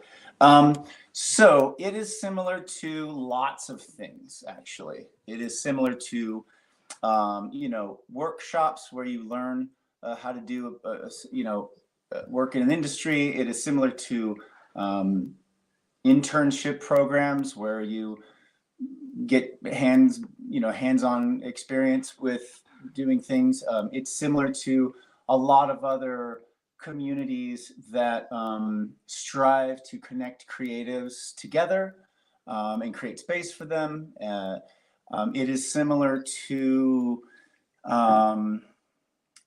maybe like it is similar to game shows. Actually, it's similar to the Price is Right. In that it needs to be entertaining in order to keep me interested, because if it's boring, I'm not going to want to do it, and also other people, and so it's similar to a lot of things that aren't similar to each other, and the way it's different is that it's not focused around money. Like, money is almost an irrelevant element. It is focused around results. So rather than selling somebody a package of, it could be, you could do this, you could do that, you could do that, just pay us all this money and maybe it'll turn out or maybe it won't. We don't care, we already got your money. It's very dissimilar to programs that operate like that. It is different in that really we only care about the end result. Can we actually bring this idea to life? That's the goal. And it's the goal for the entire incubator. It's different that people don't compete against each other. They compete with each other. The only way to move forward in the incubator is to collaborate. And so it's different because most of anything similar to it is going to be competitive. Like, okay, we have 8, we're going to whittle it down to the one winner and everybody else gets screwed over. It's not like that. It's like we have 8, which means you have 7 people to help you. Everyone has 7 people to help you if you're a part of a group of 8, and we have 8 projects. So it's the co-creator incubator, and that's what makes it different. You've done it. I found this a coherent answer. What I often tell people when explaining it is I call it a much friendlier version of Shark Tank. It's like the prequel to Shark Tank. It's all the stuff you have to do before you could go on Shark Tank if you decided to use it to make a business. Right. Josh, did you find this coherent? I did. It's like you're kind of like taking all of those like traits that relate all of those kind of like different examples that you were talking about and like are unifying them. So I mean it's very coherent, yeah. Daniel, how do you feel about it? I feel pretty good. I heard what he said. I agree. I do have a worry. Question. Okay. Yeah, hit it. What's your question? What's stopping me from putting a Facebook group together and doing the same thing? I don't want you to answer that question yet, Rock. We're going to save that for the speed round at the end of the game. So you'll be able to come back. I've saved this question. And at the end, just keep it in the back of your mind. And we're going to keep it there. Okay. So the next question here is, what elements need to exist to complete your idea that don't already exist? And by exist, I really mean existing within you. Like, what does it need that you don't already have? What needs to exist that doesn't already exist? Well, there needs to be a lot of people involved. It won't work with just a couple of people. I mean, it can, but it won't work that well. the more people that are involved in it, the better it'll work, because the more every workload is spread and the jobs become smaller and smaller and the commitments become smaller and smaller. So the most important thing that is needed, that's perpetually needed, is people, just people, of really any kind of people. The second thing that is needed is, I guess, memberships, but it's not imperative, but it would definitely help. So the Mixed subscriptions are what kind of help cover like administrative costs and just basic, allows for the time necessary to run it to actually be spent on it and still be able to cover things. So bringing in, pushing up the Mixed memberships is every one of those is a helpful point.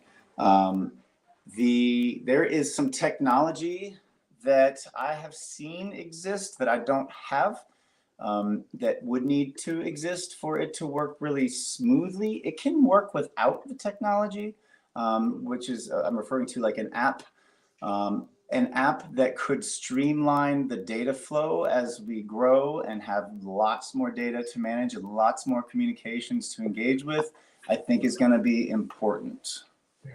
Rock, and this is just for future reference for the entire history of this game. I'm going to give presenters a minute and they'll be zoomed in on. And when they pass the minute, or I feel like they're starting to repeat themselves, I'm going to zoom back. And that'll be like a silent and friendly cue to wrap it up without needing to play any music like you're at the Oscars. We will we'll add that into the instructions. Yeah. This to me was a coherent presentation. Josh, do you have any questions about that answer? No questions. Another round down. Don't dance too much. I'm going to hit you with the next one. Tell us about this idea's relationship to money. Okay. This idea has a bunch of relationships to money. It's not just one. Depending on where you are in the ecosystem, you and the idea and money would have a different relationship. So the primary money relativity is that it is a nonprofit. So it's run by the Mixed Arts Incubator, or Mixed Arts Incorporated nonprofit. So there is no incentive for the co-creator incubator itself to make any money anywhere. We don't need to make it from the contestants. We don't need to make it from the panelists. We don't need to make it from anywhere. The goal is to accomplish as much as possible through collaboration before hitting a wall where absolutely money actually has to come in to move it past that. But the goal is to get as far as possible and maybe even to completion without actually needing any money at all. And then there is other relationships to it as well, where there's incentives for private businesses to donate. And then there's a bunch more relationships, but they're all based on the same goal. This is such a broad situation. I think your answer was pretty good. Josh, you have any questions about that answer? No direct questions. I just am like as I've continued to learn about kind of its relationship to money, I'm interested to see like what that kind of that ceiling looks like after after like collaboration happens as much as possible, and I guess how well it functions on a varied basis, and so it's just I'm interested in seeing how that changes from situation to situation, or how it can change. And I don't really have I think the collaboration aspect is definitely strong.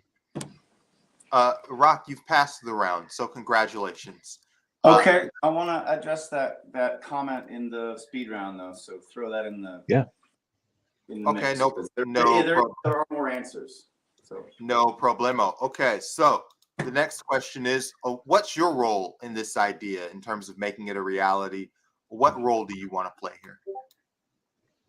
So I came up with the idea originally in 2009, and I have been developing it since then, very, very passively and theoretically for the first 10 years or so. And in the last 4 or 5 years, developing it very aggressively. And in the last year, developing it almost exclusively. And now that we've kind of crossed over to the level of it functioning, my role is intended to change. I want to continue to develop the design of its workflow, administrative flow, branding, marketing, inclusion, and that's really what my role would be, is to study it as it works and improve it until it's perfect. All right. Yeah. This is a good answer for me. You're kind of talking about an executive role, and that role is something that's, that role is always ever changing. I think any idea that's a system, your goal is that there's a certain amount of work you've got to do on the system and in the system. And as more momentum comes into it, you're hopefully working more on the system than in the system. Josh, what did you think? Yeah, to piggyback off that, it kind of just sounds like you're interested in seeing it be something that is like autonomous in its own sense, and is something that is kind of can go through iterations, and you know administration is is going to be necessary for that. So yeah, it's pretty good. All right, Rock, you've passed this round of the game. The next question here is, what are the biggest challenges that have got to be overcome in order to make this idea a successful idea?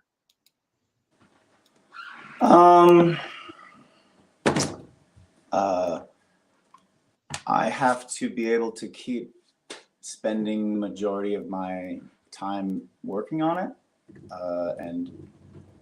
so I have to be able to have that time to keep developing it and not have to go do other things as much as possible. So that's a challenge, to try to find the time. Like today's show was so chaotic because a lot of the tech things I wasn't able to do earlier in the week. So time is maybe the most important thing to develop it, and people, working with people like you, with the things that work, that didn't work, bringing more people in. We have to make it easy enough and fun enough to use so that people will use it. And I have to be able to have enough time to keep developing it until that's what it becomes. Yeah, this works for me in terms of what the answer is. Time and human attention is something that I think we're going to see all the time when people give their answer to this question. Josh, what did you think? Yeah, I'd say the same. It's just a matter of time. You've passed yet another round. We're going into what round are we on? What round are we on? There's one question left. One question, the speed round? Yeah, and I really think it's always good to have some kind of positive vision for what any project works with. That positive vision can be your North Star. And when you're not sure what a decision is going to lead you to, you can remember this question.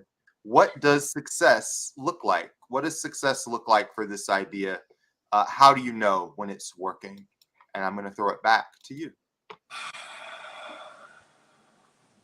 That's what success looks like right there. Boom. I thought of doing that and I did it, and now it's done. I can move on with my life.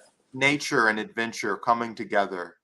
Success is that the incubator is able to self-replicate. Success is that the incubator is incorruptible by the interests of monetary agendas.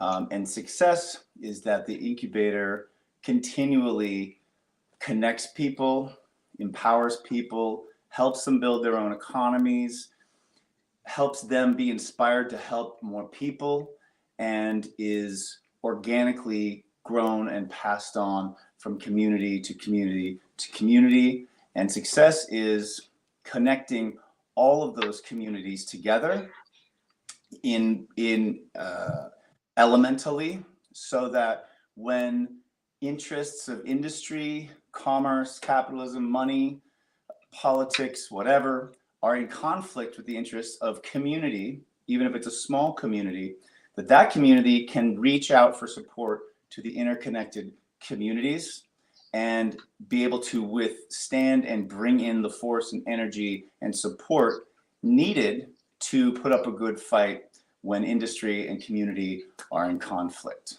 Because finally, community can scale on an indefinite basis the way that industry can scale on an indefinite basis, which that disparity, I believe, is why community eats shit so often when industry wants to do something that nobody in the community wants to have happen.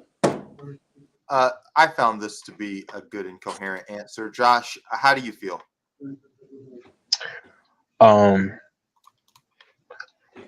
In terms of like the like as an answer to the question, I think it's a Yeah, great answer.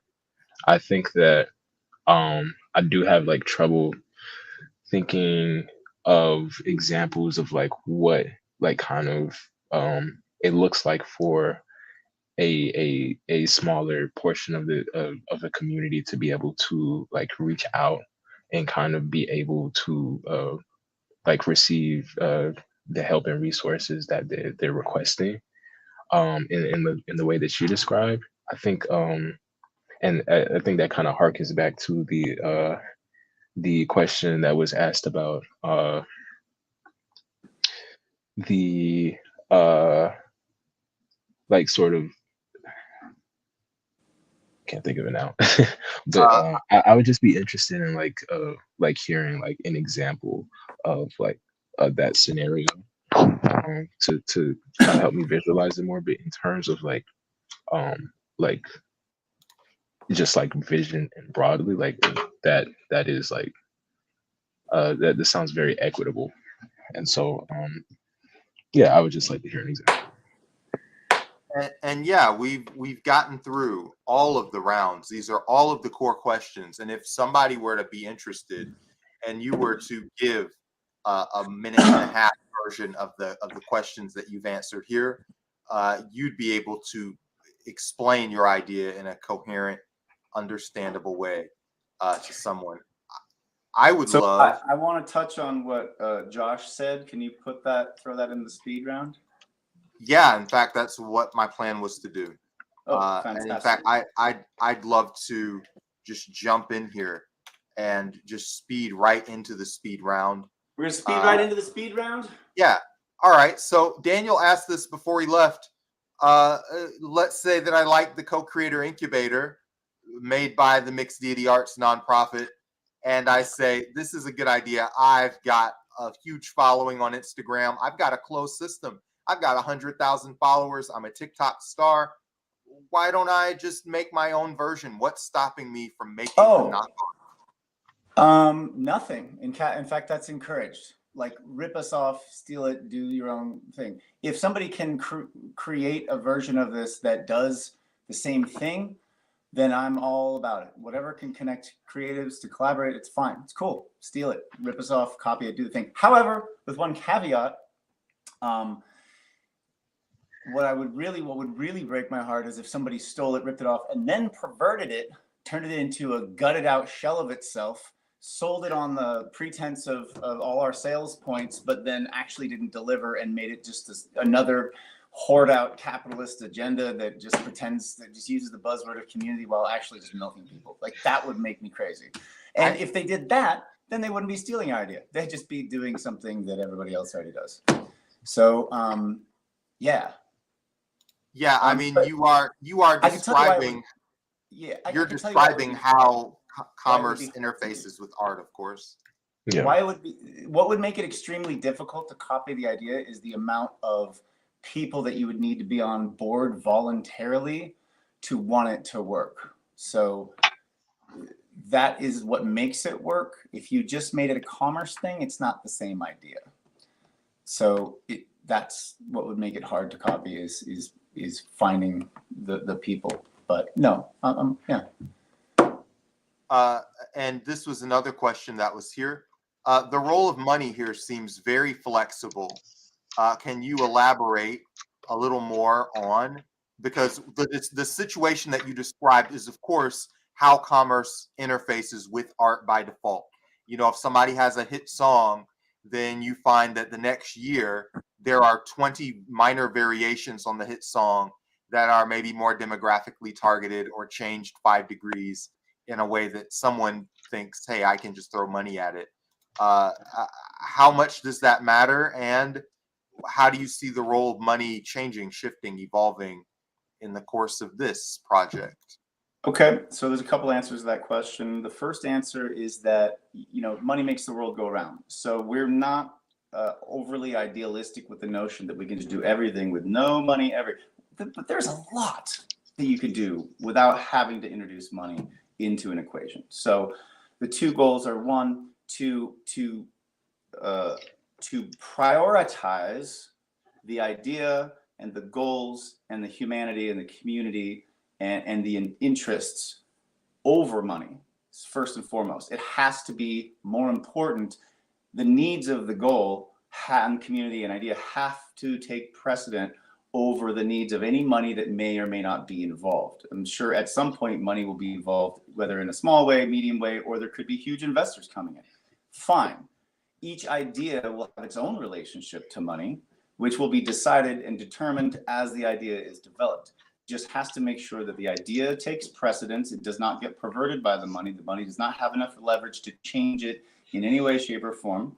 And two, that the money is, the goal is to develop as much as possible before money engages. Once money does engage, mixed deity would oversee any negotiations happening between investors and ideas with our own attorneys, and make sure that a third party is vetting the deal, the relationship. So anybody who's new to the system, who just spent all this time working on their idea and getting ready, and now they actually do need investors to take it that final step, that we can source investors, or they can source investors. Investors can come from wherever, but whatever deal is struck between them is reviewed by a third party, attorneys, ours, to make sure that A, the investors aren't getting a raw deal, and B, that actually, let me reverse that A, the artist or creator is not getting a raw deal, and B, that the investors are not getting a raw deal either. And the investors could be people, donating money, it could be grants, it could be, lots of different ways money can come into the equation. But in the event that there's any kind of an ownership exchange between the idea itself, where it's going to be now co-owned by multiple people, anything like that where contracts are involved, we would have those vetted by our own attorneys to make sure that they are not predatory. Yeah. That seems pretty detailed. Hey, I've got another question. You talked about the time investment, and that being an element that's needed to complete this. How many hours did you spend this week working on this idea? Do you have an idea in your head of what is mechanically, and of course this can improve as you get closer and closer to the mark each week, but what does the time investment look like now to run this show that we're watching? Was this part of the speed round, or did you just sort of throw it in? I kind of added it into what elements need to exist. You talked about just humanity and money being, humanity and time being things that were needed. I'm not satisfied with your question. How much time does it take to prep this show? We're finding that out. Clearly more time than I spent today or yesterday. So we're looking at probably at least 10 hours or more dedicated time getting ready for the shows is what I'm thinking. It'll change as our processes get more polished. Right now, we're still figuring a lot of stuff out, and that makes it take a lot longer. Yeah, that's cool. And it doesn't seem like that's not like a back-breaking amount for two people. I mean, Well, you and yeah. I mean, I worked 50 hours on it this week, so hopefully less than that. Yeah. Finally, give some examples, and this was Josh's question. Give some examples of successful projects that have been like this, or where you envision that kind of success coming in. Examples of successful projects and where I envision it. Was that the question? Was that the observation, statement, question, inquiry? What was it? Josh, that was how I understood it. You I just think asked. I think more specifically, like I was interested in how like uh, the incubators like community engagement as smaller interact with larger portions of the community, and like just like specifically with that.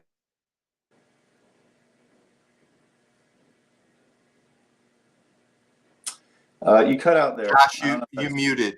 Josh, you muted yourself, or you're listed as muted. You may need to re-plug in your microphone for the last 15 seconds of that. Yeah. We're gonna sell any of our like technical snafus as interactivity. Yeah, sure. And we're gonna sell any of our dead air as suspense. It's all about how you spin it, baby. I remember that inquiry, and it was a branch off the very last question. What is the last question? The definition of success? Yeah, it's about your definition for success. And this question at least started as how do smaller people interacting with the community get that leverage? Josh, we got your back, Josh. I can hear you. Yes. Yes. What was so I remember having an answer for Josh's comment, but I don't recognize the comment now. Josh, are you here? You're muted. Your microphone is not happening. Yeah. You turned it back on, I think, the mic. Yeah, you had it when you leaned over. We should have, I think we're going to have to get one of those like technical difficulties screens where there's just like somebody dancing. Josh, we hear you now. Whenever we need to cut away. Okay. What do you think? Yeah. It's interactive. Audience. Did you hear what I said? We've got you. Yeah, it's so just saying that like I was interested in what it might look like for those smaller communities that are a part of mixed to interact with like larger communities. And like I know, for example, if I was asking if you could provide examples, and I know that the closest thing I could think of was like how mixed deities like involvement with like activism, for example, during like the Stop Cop City dichotomy and things of that nature. Like if that was like it's that's a great example. That's a lot of, I mean, it's because I wasn't really like, that was kind of just happening around me, and I didn't really get a chance to the chance that I wanted to understand like what was happening around me thoroughly. And so I know that was something that is kind of that was really adjacent to what y'all had going on. And so I got you. What does that look like more broadly, and how can those smaller groups like get support from the larger whole? Okay, so decentralization is how. There is no larger whole. The whole point is that mixed deity would probably pop up in regional pods of sorts, where they say that community functions naturally and organically up and at around the 500 person mark. After that, the community starts to naturally sort to slope over to some kind of a authoritarian or disproportionate or predatory system where power shifts. But up until that roughly that certain level, the community stays as a natural ecosystem to itself. It self-balances, self-regulates, self-everything. So the idea is that we would sort of follow that example, and we would allow the incubator, not just the incubator, but the overall mixed deity community to scale to a set size. And then after that size, it would have to create a secondary community. And then each community would be run by its own interests. As communities move across geographically in time and age and demographics, there's going to be a difference in needs, generally speaking, for each one of them. Some might be leaning more towards this type of creativity, or might be leaning more towards this type of whatever. Like, they'll have their own characteristics and personality traits, as long as they are abiding by some of just the very core principles and the interconnected nature of things. So the way that the smaller community could benefit from the larger, and to use your Cop City as an example, is that it essentially taps into all the things of a community, but it's able to duplicate to these other pods, right? And so incentives that exist in this community or that community can cross over, right? So because so much of the world is virtual now, maybe somebody five mixed deity communities away has an offer, and the only person asking for that is all the way over here. And so now they're exchanging between communities, but it's a community of communities. So in the way that the world is connected by money, and you can use money as this tool to pretty much go anywhere and do anything, we're essentially trying to create something that uses a different form of currency for the incentive for resource exchange. And what it is we're saying your participation in this ecosystem by design helps you realize your own dreams, helps you get more connected to community, helps you get a sense of purpose.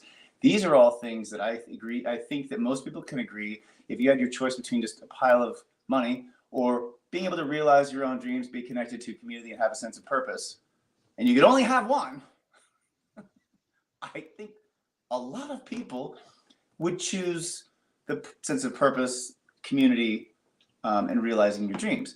Money is what they kind of sell you the idea that, like, yeah, if you get this money, you can go, like, people will like you, and you can go do whatever you want, and you can, your status is high. Like, you've got money, you're cooler, you're better than everyone else. Let's go kiss your ass, right? But that's a horrible, horrible, horrible, horrible fallacy that really only exists in the industrialized world, and it doesn't exist in a real community. In a real community, who you are, what you do, how much value and how much pain you bring to your community is what tells you where you are in the hierarchy of things, right? And if you bring nothing but pain and offer no value, the community will sort of naturally exercise you on its own. And people in the community know that. And so they kind of self-regulate that I need to make sure I'm bringing value to my community, so I'm not just dead weight that everybody knows is dead weight. And everybody's like, yeah, that guy's just dead weight. And people quit kind of dealing with you, and you get naturally kind of purged. Money doesn't work that way. If you've got money, you can be the biggest piece of shit you want and just keep going, and then make other people do shit for you, and like boom, boom, boom, boom, boom. You can buy their time, and now they're like your little indentured servants. You get a whole army of people. As long as you can take that money, duplicate it, and make more money, give them enough to, shut them up so they keep working, and just keep rolling with it, you can be the biggest piece of shit ever and just run the world. It's ridiculous. But that's because the money is what's used as the interconnecting point. And what I'm saying is that we use something even more valuable than money as the interconnecting point, an incentive for community collaboration, a sense of purpose, and being able to have a pathway to realize any dream that you have. Okay. I feel pretty good about that detailed lightning round example. Boom! Lightning, baby! Lightning! Josh, do you feel like this is a good explanation of the relationship to money here? And yeah, good explanation. That was good. Decentralization. Yeah, that's all I needed to hear. Yeah, that was good. Well, perfect. Well, Rock, your idea has passed all of the rounds. You've adequately described what you've got going on. You are now going to get a spot on the board. But of course, just keep in mind, and it's just so against me to tear down anyone's celebration. But remember that getting on the board is not the end of the road, and that you're going to find collaborators. You're going to learn about the execution. You're going to get into the process of delivery, and that's going to be a journey of its own. But you'll have support each step of the way. Just keep your membership flowing, and we'll keep working on finding it for you.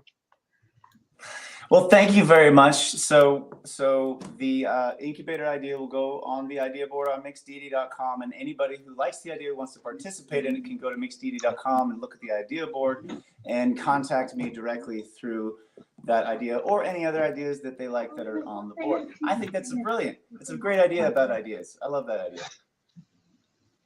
It's like ideas squared. Yeah. Not 4 squares, you know. So this has been just a great co-creator incubator episode, really showing the flexibility of the idea in purpose. It's just great. Listen, do you want to do any sort of finishing plugs?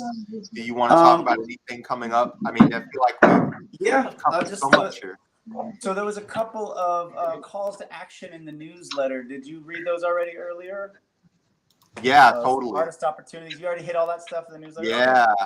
So all I'll say is that if you didn't get the newsletter, go on to mixdeity.com, click on news. All that's there. Everything we talked about, there's links to everything. So do that. The idea board, check that out. Look for ideas you like. If you want to submit one, you can submit one there. Every Saturday, we're doing a pre-gaming social. Last week was really awesome. Currently, we're looking for somebody to help co-host the social because I will be out of town. Yeah, there we go.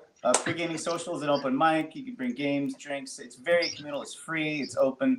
And then we're also looking for starting next month, we're looking for some people who are interested in sponsoring some after parties for the Co-Creator Incubator. We think it's really important to do virtual so that everybody can have access, but we also want to make sure that we don't abandon the in-person element. So you'll see there the fourth thing there, the in-person after party. That will be hosted by somebody in the incubator who wants to host an after party, and that'll change every week. So we're looking for people who want to host after parties on Tuesdays so that we can all meet up in person. And other than that, just, believe in yourself and know that, like, you actually can do way more than you think you can do, and you don't need as much money to get there, and you don't need to know everything or have a degree or an experience to get started. You just need to want to pursue something, and if you want to pursue something, come hop on board, come jump on this great train, because it just gets more and more fun. And I welcome all of you, and I thank you, Brandon, for being here. Thank you, Josh, for being here. And I hope that all of our panelists who didn't make it this week are living their best lives, and maybe we'll see them on a future episode of the Co-Creator Incubator. Right. And that's all I got, baby. All right. Well, hey, and also thanks to Daniel, and thanks to you for watching this. You are just so special, and we love having you on board. Yes, and you can watch previous episodes or watch this episode at mixdeity.com/live. That's it for the Co-Creator Incubator at Takeover Tuesday. Let's make one more face for the road. Oh yeah, we got a screenshot. Yeah, no, but hey, we had a comment last week, Brandon, about you licking the top of Josh's head. Please don't lick the top of Josh's head this week. Yeah, if you see my Twitter account at Brandon Buchanan on Twitter, I did mention, there's a very famous emoji that's doing that. And don't spend too much time with emojis. All right, I'll never trust an emoji again. Make a non-emoji face. Non-emoji face. Yeah, that's perfect. And we'll one with this guy right here. Yeah, I want to see this. That was good. That was good. In fact, we're gonna just zoom in on him. We love this guy. Let's just end with that. We're gonna give that watermelon a name at a later date. All right. Straw 2.0. We've clearly done enough here. Get the hell out of here. we'll see you again next week. Thanks for watching.